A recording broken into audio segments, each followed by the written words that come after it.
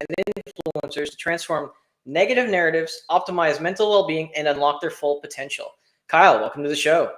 Thank you very much for having me, dude. I'm very happy to be here. Oh, and we're definitely happy to have you as well. We're going to dive into a couple of really interesting paradigms right now. But before we do that, we do like to have an icebreaker on this show. And the question for you today is, which cartoon character do you resonate with the most and why? Bro, okay, let me breathe into this one.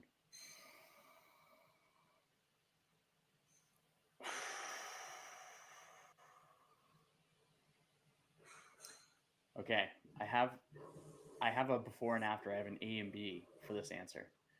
I can say for a long duration of time, I actually thought of myself more as a Batman.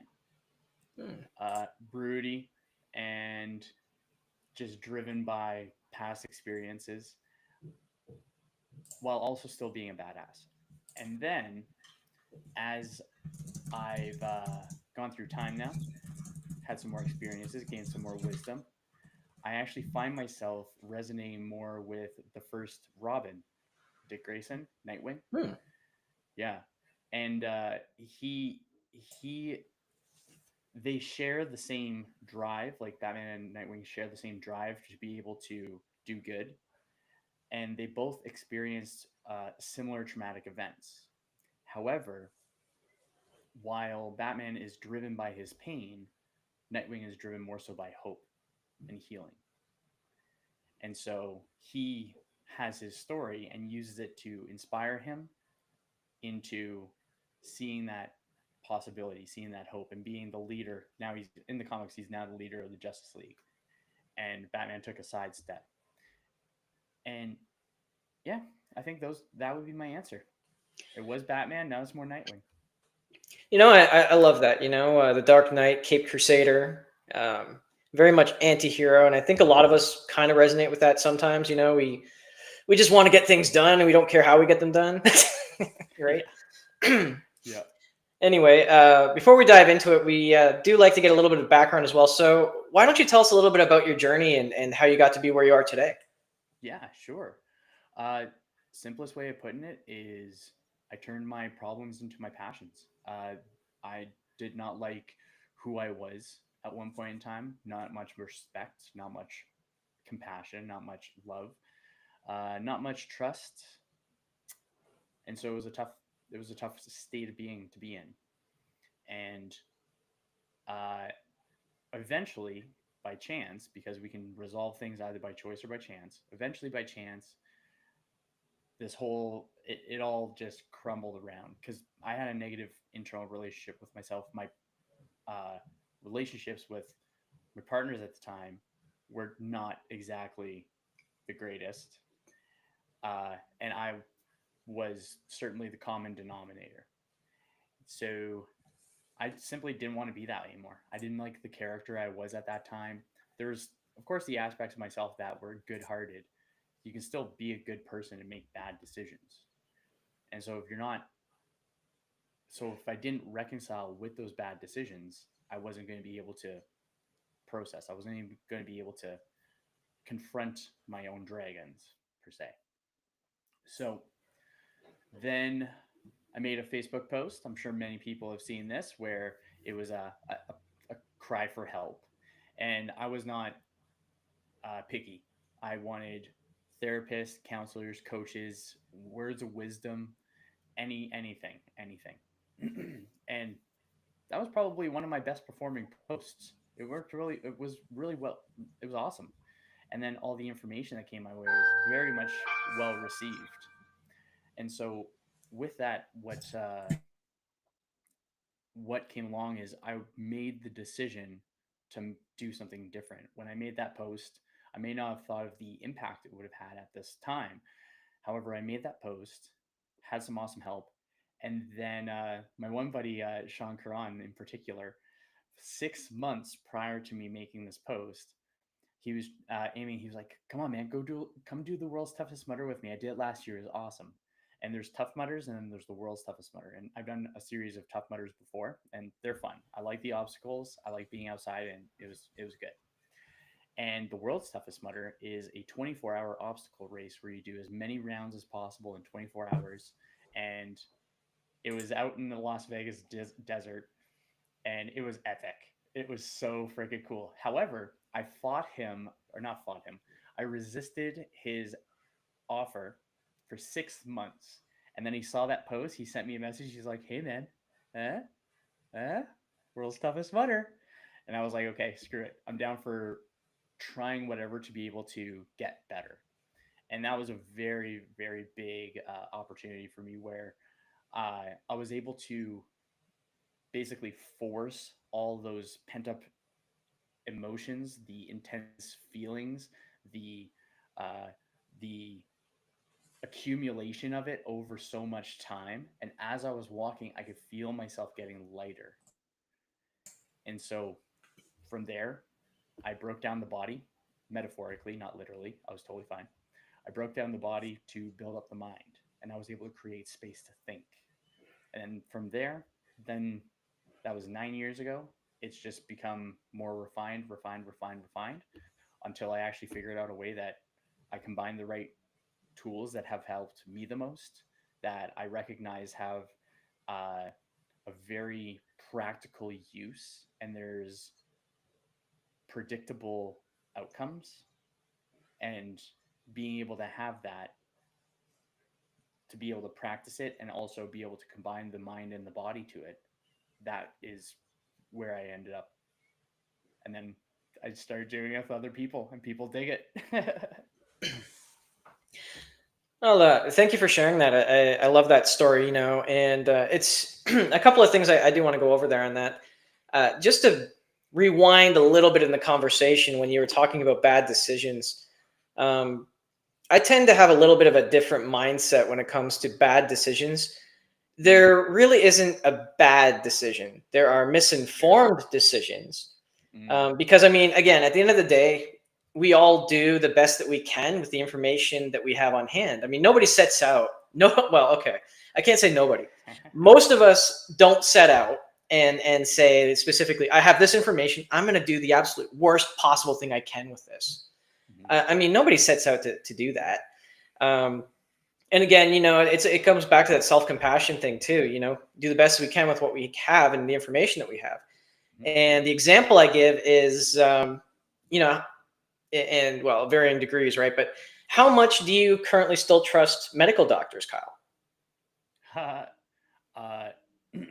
Not to the degree that I used to. No, that's a fair answer, but you know that doctors, with the information they have, do supposedly the best that they can to not do harm, right? But if we go back to the 1940s and 1950s, they had massive advertising campaigns in the U.S. and most of North America. All doctors smoke Camels, and then it was slowly, and then it was slowly 1960, like, these are good for you. It's okay. Then, 1965, more or less, they said, this may not be good for you, but, all nurses and doctors smoke them. And then they went into, 1970s, this might be causing some cancer, to the 90s where, yeah, we're probably giving you cancer. And that's what they, and, fair. I don't believe that they set out and said, okay, this is what we're going to do, unless you want to go down the other rabbit hole. But on a personal level, I kind of refuse to believe that one until it's proven. But, no, it's totally legit.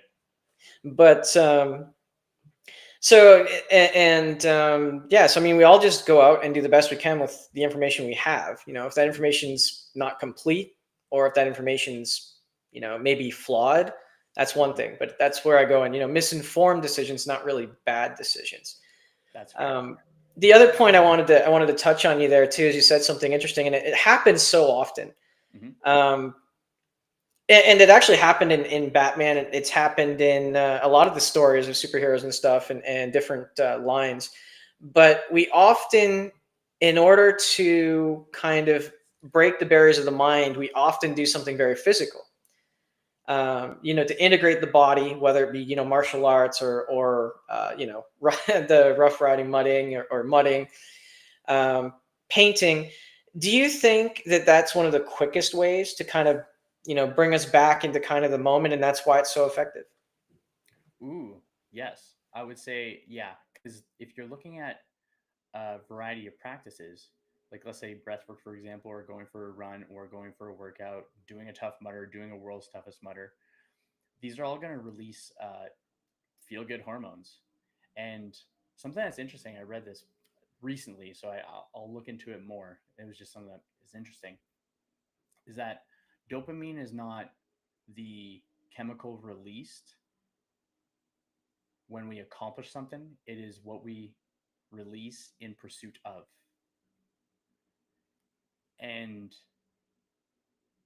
I think that that's pretty cool because then we're involving the body. I totally think that it's not just the body or just the mind. I think it's a dance between the two.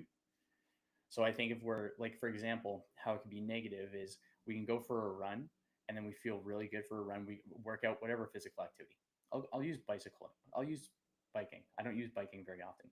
We can go biking and then we're crushing it. We feel good doing it. However, we're still not going into the stuff that's in our head. And so once that feeling and that euphoria of doing the physical activity goes around, it's still lingering.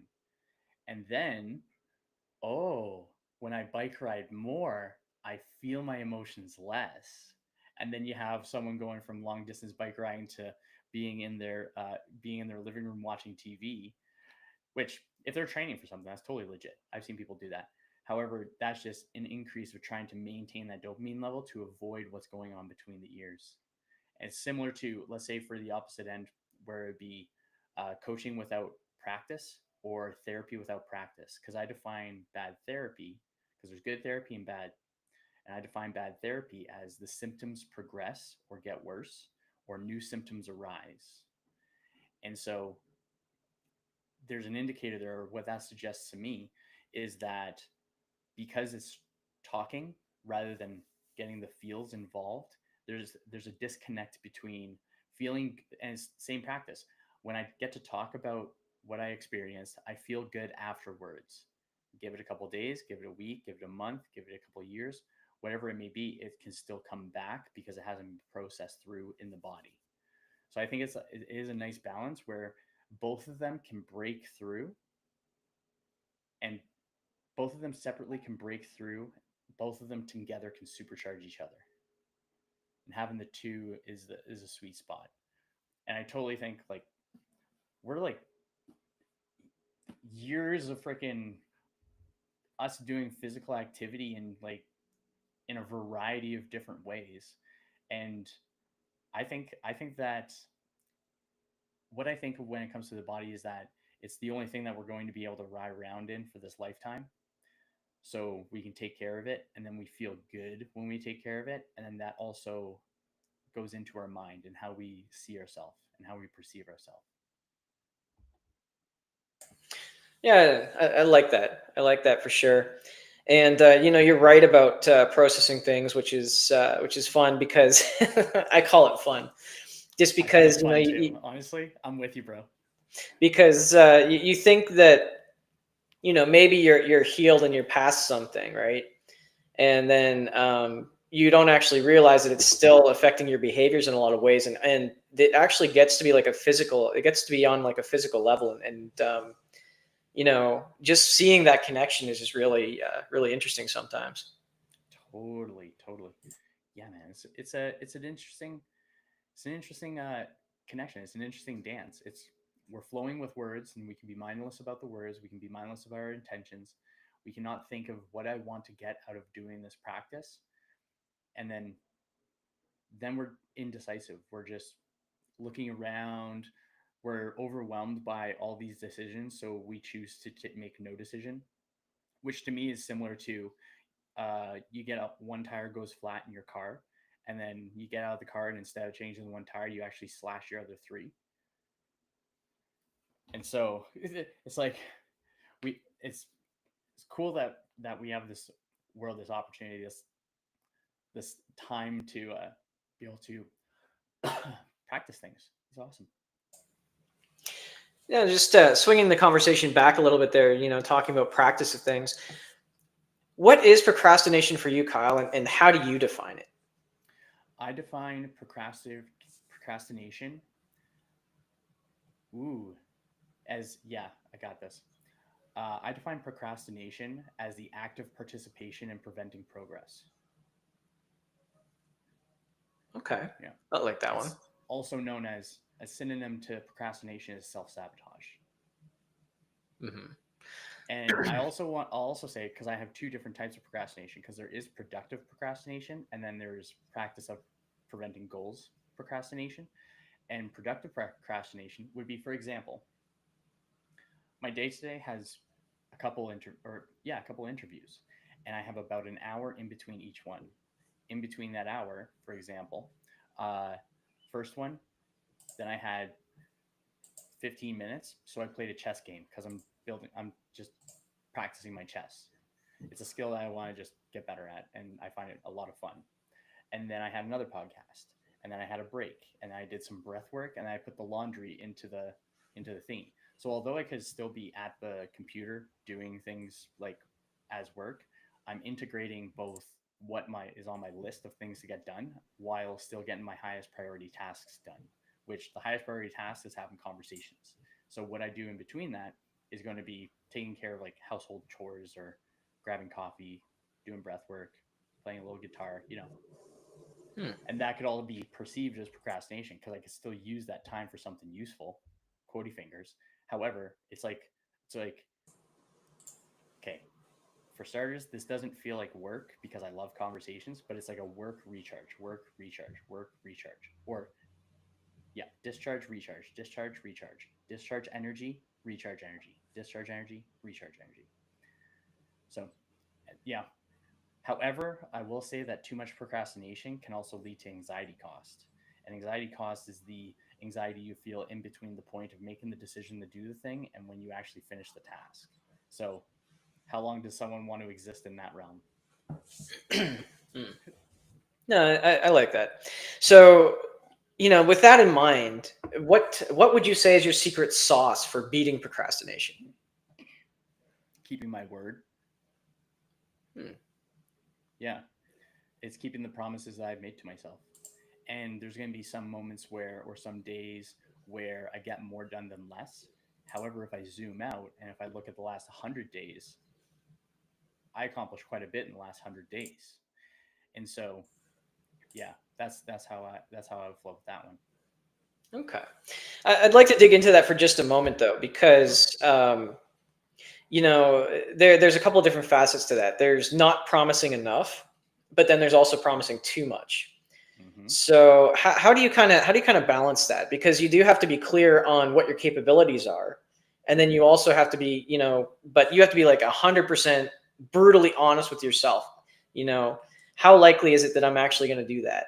Because Mm-hmm. what happens, and I'm sure that you know this if you've gone through the neurolinguistics, when we use certain words like promise, but then over time that can mean different things to different people. And if you've always had them broken, then if you promise that to yourself, you're just kind of getting this negative kind of, almost like the victim card again, right? Kind of like that word try. I'm going to try to do it. Well, okay, be honest with yourself. How many times have you used that word, or has that word been used with you and it just hasn't happened? Ooh, something that's a couple things that popped up as you were talking. Uh, going from okay, I'll go with my a personal story on this one, and then I can write down the second point. So the first thing that I think is important when it comes to actually organizing, like setting our expectations, which is what I wrote down. Setting our expectations is having under or truly desiring the outcome, but it starts remove the but and it starts with the decision to do so. So I don't think that the stuff in between where we start and where we end, if if it's indecisive and it's unclear, then it's just going to be easier to procrastinate. So it's a procrastination trigger is indecision. Ooh, that sounds cool. Uh, and so then with that, if we truly want to make the decision and we feel it in like our head and our heart and our intuition that we want to do it and we don't do it, then we're going to feel like crap. So that's not going to help us out. And then when we make that decision, then I believe the rest of it becomes a lot easier. So an example with this is in, when was it? 2021, I believe now. 2021.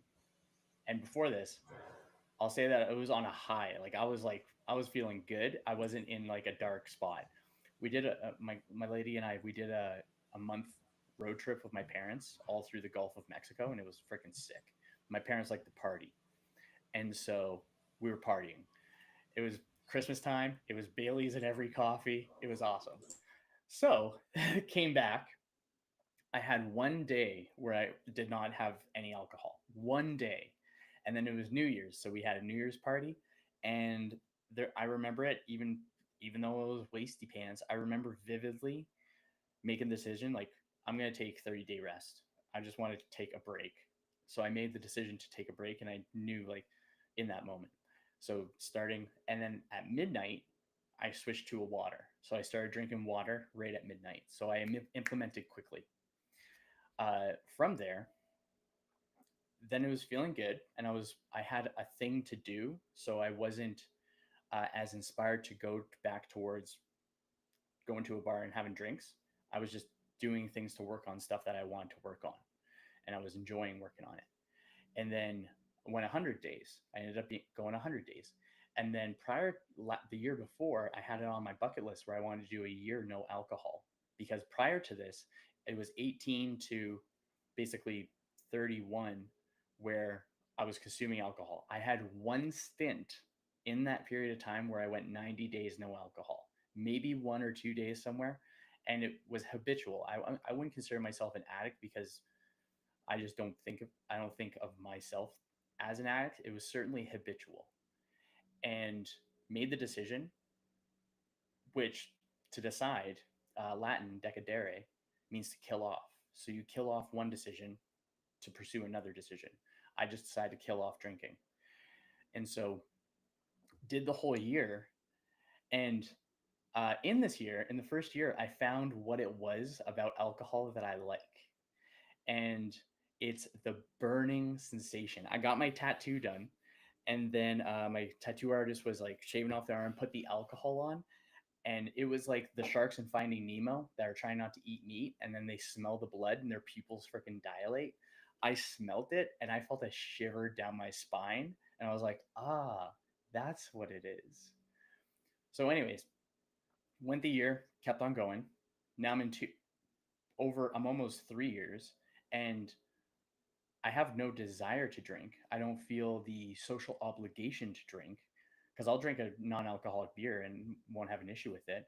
I'll I'm more of a cannabis person. I have cannabis plants right next to me that I'm growing.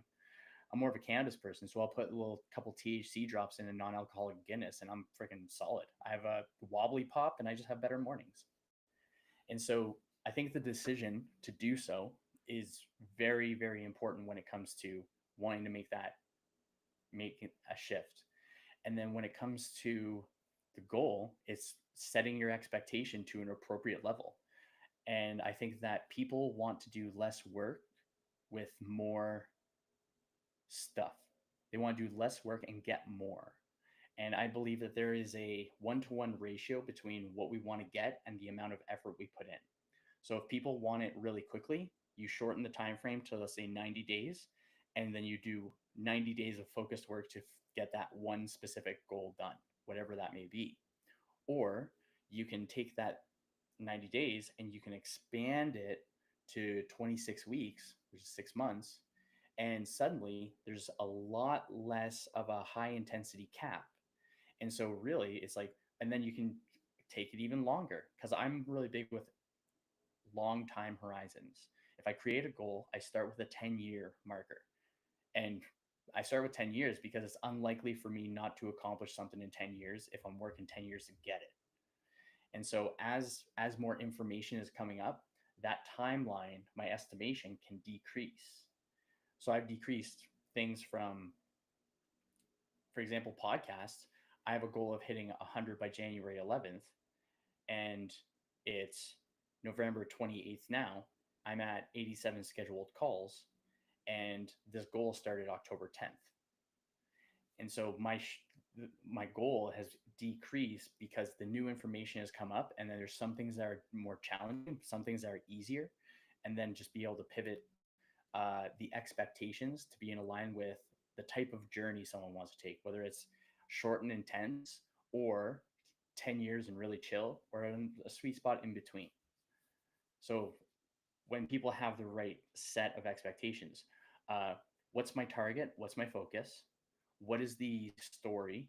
What is the frame that I'm looking at this goal through? Do I want to write about it from a past tense, present tense, future tense? So past tense would be I've already accomplished it. Present tense is I'm currently working on it. Future tense is I'm going to work towards it.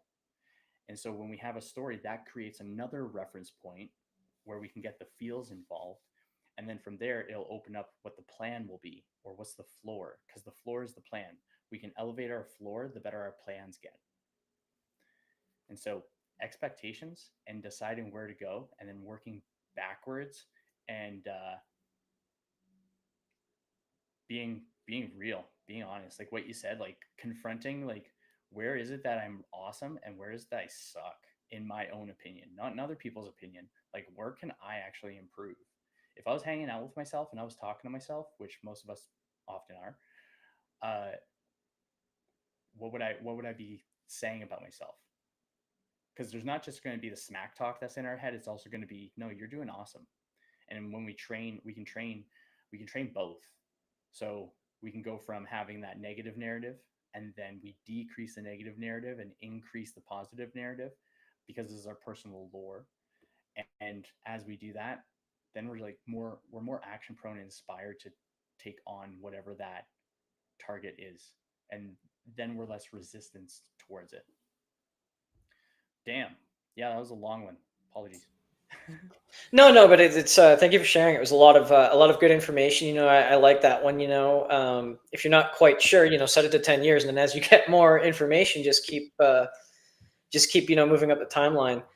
And it's interesting because then it makes it seem more realistic because, like you said, that you're going to get something done within 10 years, Mhm. and so that gives you like a good reference point.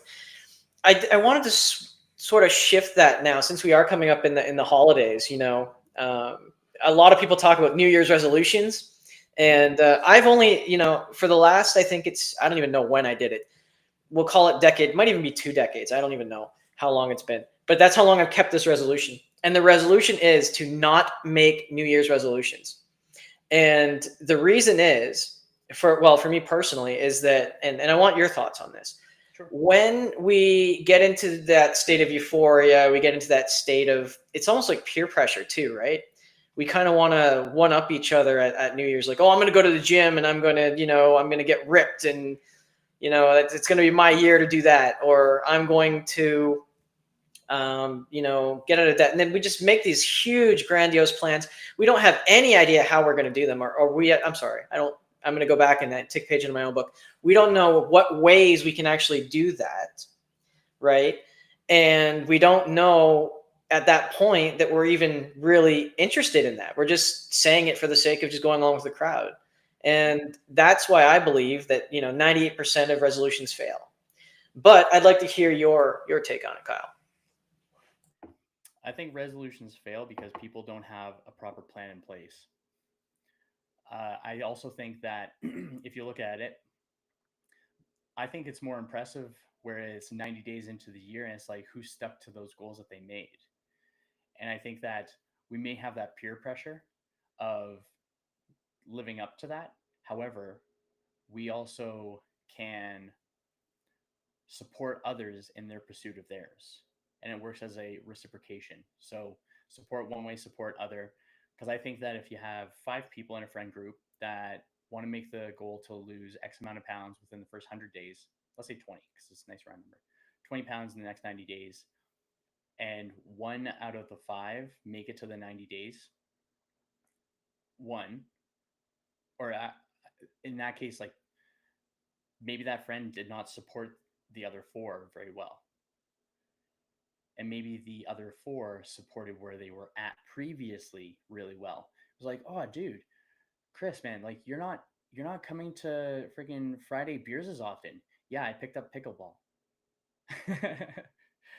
And so it's going to be the environment, and something that will happen can happen is uh, the thing that's where the pressure comes from other people is it's tough to pursue what we want with people that are trying to pull us back to what they know.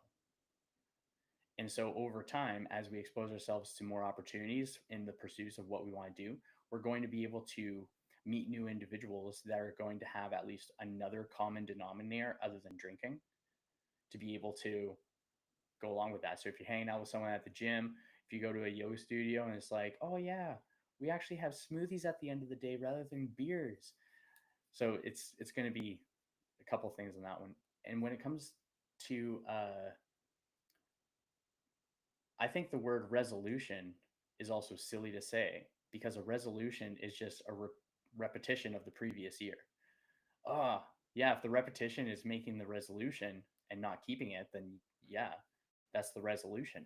I prefer to go with like I'll translate it from resolution. What's it? New Year's resolution to a New Year's evolution, because then we're actually progressing from where we are at now to where we want to go. I like that New Year's evolution.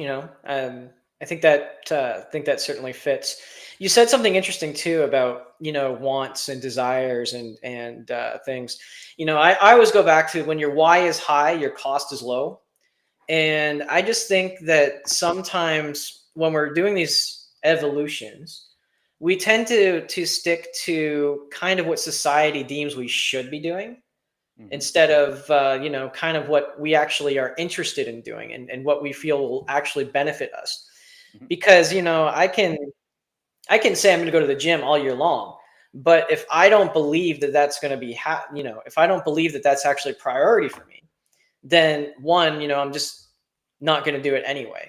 So I don't know. I think it's a mix. What you were saying is we need to maybe have those, maybe supports in place, organize that, but also we need to actually know what it is that we desire and what's going to benefit us over the next year. Totally. I totally agree with that because then, like that as well, that expectation is it's an adopted expectation. It's an adopted story. Oh, I can do this because so and so has done it, and I hate using the word should. I should do it too, and you're not living into your own authenticity in that situation. And what happens is we can try to pursue that goal that someone else has told us to accomplish, and we can build resentment towards what that practice is because of the stories and the meaning that we have associated with it. And so if we're simply adopting stories and opinions of other individuals and not sifting through them and challenging them or challenging the people that are around us, then what's gonna happen is we'll just become a duplicate of the variety of stories other people have shared with us or told them that is the opinion and we have adopted it. And when we become that duplicate, it's harder to find ourselves because we're putting so many other people's stories on top of us. And that's why I think it's more of a decluttering process to figure out who you are because it's not going out and searching, it's going in and unveiling. And yeah, man, it's being mindful of like the people you spend time with because I like to say that words are the macronutrients of the mind, where similar to carbs, fats, proteins, uh, they're the macronutrients of the body. They are the building blocks of the body. The quality of the carbs, fats, and proteins is going to influence and inspire the quality of the body. And words being the ethereal macronutrients, if we're feeding ourselves or listening to or consuming good quality words, we're going to have good quality thoughts. If we're consuming shit words, we're going to have shit thoughts. And so when we're mindful of that, uh, our word consumption and our story consumption rather than our story growth and expansion and creation, yeah, can be dangerous. No, I like that, and I like to give a when I talk about this, what you want and what you desire, and not giving the societal pressures. I often give a very physical example. Mhm. Um, just in advertising in general. So when I was 8 years old, I really wanted this really cool, Beetlejuice car, because it was on TV. It's like, you're gonna be happy if you have this. So the kids looked happy, they're playing with it. And this goes for just about every present I can think of when you're kids, right? And I don't think that many people have really caught on to this yet, or it's one of those lies we like to tell ourselves. Because I got that car and I played with it for like 10 minutes. I'm like, this doesn't make me happy. Why did I want this? Fair. It's true. It's true. It was the anticipation and the excitement of getting it that was more joyful and fulfilling than actual receiving it. Which I actually Yeah. think I also think that's also why people put off goals too, is because they don't know what to do when that thing is done. It's like, yeah, it's like dog chasing a car. What's the dog gonna do after the car is caught? And so I think that's what prevents people from doing a quick turnover of goals, because we can accomplish a lot of goals in our lifetime if we have the right systems and headspace. Easy, like it's never been easier in human history that we understand or know of to this point in time. Like, we got so many things at our disposal that we can get things done real quick, and if we step out of our way, then we get it. However, yeah. So just going to put you on the spot a little bit then. Sure. What would you think would be your evolution for next year? My evolution for next year is accelerating my turnover of goals. Yeah. So what I was saying there was very much a projection that was a reflection. And so I've been able to get a solid chunk of pretty heavy duty goals done in short periods of time. Uh, so I know I have the capacity to do it. So I have a capacity zone, a capability zone to be able to do the things I want to do. And then the it's the excitement behind stepping out of my comfort zone that I'm really aiming for, because I have enough evidence to say I can get things done in a short period of time. Now, my evidence is how many things can I get done with quality over the duration of a short time. Hmm. So that's where my evolution is pointing towards in this moment. Yeah, I like that. They always say the saying is get comfortable being uncomfortable, because that's the only place that we grow. And unfortunately for human beings, or fortunately, I don't know how you want to look at it. We don't tend to really move or make changes unless we're uncomfortable, because we're creatures of comfort and habit. And we'll sink into the couch and we'll just say, I'm good right here. Oh, but if you put a leak in the roof, or break a window or something, so that the elements start getting into the room, then you get up and you're like, oh, okay, I guess I better do something about this. I'll also I'll counter that, and I'll actually say that we are also in a comfort crisis, where because we are, so this is from a so Comfort Crisis and book Scarcity Brain, both of them are by Michael Easter. And putting the ideas together, we're in a comfort crisis with a scarcity brain. So we have an evolutionary mismatch between our programming, which says resources equals survival. More stuff means I'm going to live longer. However, in this present environment, we have easy access to a lot of stuff. And so it's no longer a requirement for our survival because our base needs are met. So just above the house falling apart is a sweet spot where we're in purgatory, just above that messed up house, just below the house that we want. And so if we're in a comfort crisis, and we have a scarcity mind, and we have all the things that we can at our disposal, where we can eat fruits from all over the world all year round. And actually, this is an interesting one. I was listening to a podcast, and it was about Alexander the Great. I love the title of the podcast. It's called How to Take Over the World. It's awesome.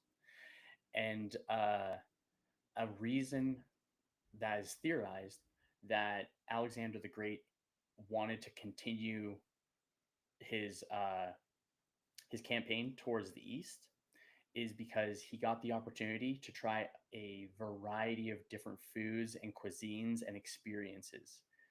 We don't need to conquer things to do that now. We can just do it. And so I don't think it's a physical survival, it's a conceptual survival. So we have all of our base requirements met. Now we have time to think. And if we don't impose our own order in our mind, we're going to veer towards psychic entropy. We're going to veer towards chaos. We're going to veer towards stagnation. So we have to impose order in the mind, keep those promises to ourselves in order to do the things we want to do because the foundation is already set. We're able to build and it's already good. The foundation doesn't need to be swept for the thousandth time today. Put something on it. No, I like that. I think I'm going to have to go and check out that podcast, How to Conquer the World. We are. I noticed this here now. It's been a great conversation, Kyle. We are coming up pretty close to time. Do you think that there's anything I should have asked I didn't ask today, or anything that we should have covered that we didn't cover today? Damn, that's a good question. I like that. Okay, let me really think about this one because I want to make sure.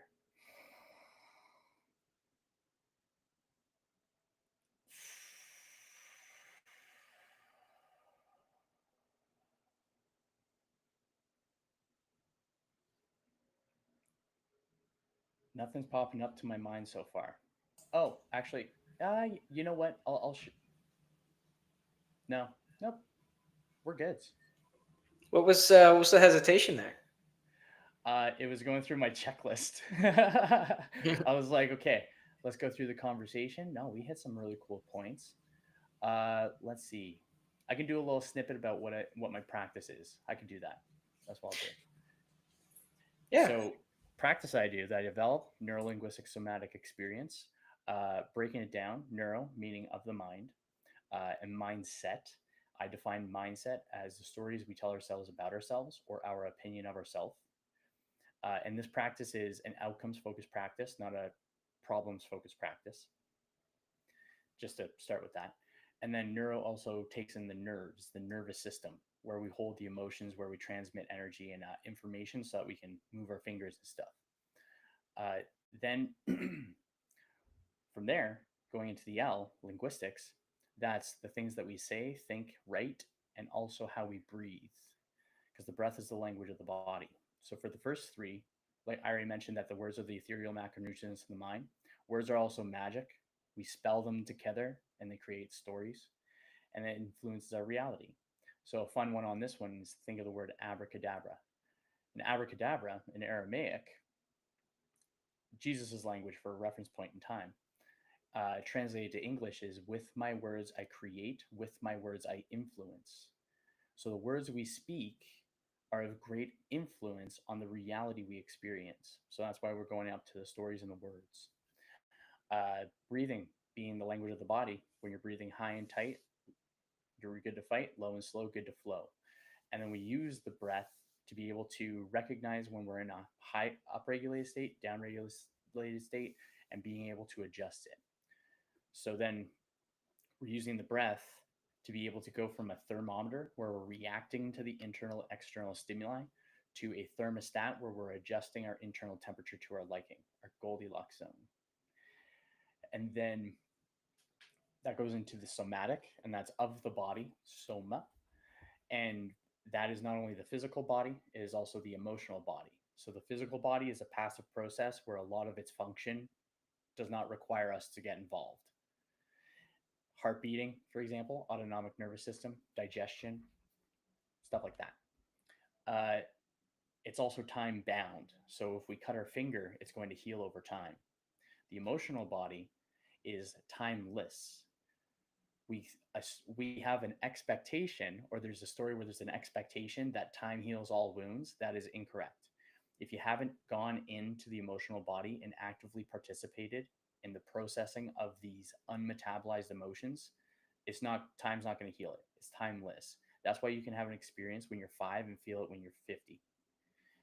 And if you don't do anything about it.